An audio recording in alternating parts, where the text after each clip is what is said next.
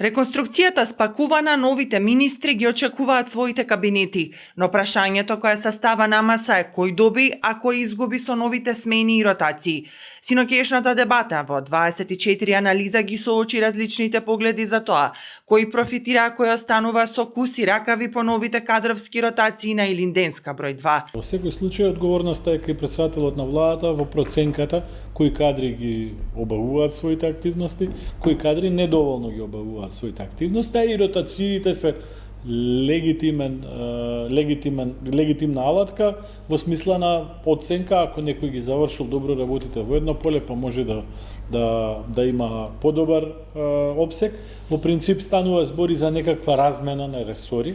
Јас повеќе таа призма ја гледам, значи имаме репозиционирање, очигледен е поголем интересот кај албанскиот фактор во владата спрема Министерството за правда и спрема Министерството за култура.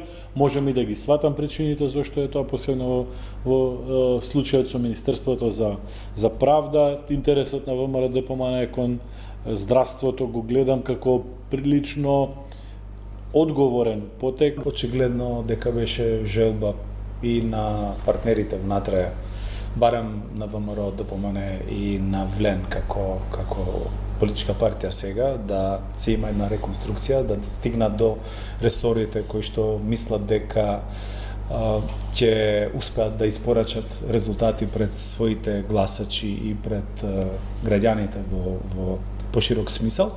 И мислам дека и ВМРО ДПМН и ВЛЕН имат што да им кажат на своите поддржувачи, на структурата и на гласачите. Според новинарот Исен Салиу, пак премиерот успешно ја завршил својата работа, бидејќи успеал максимално да ја зацврсти централната власт.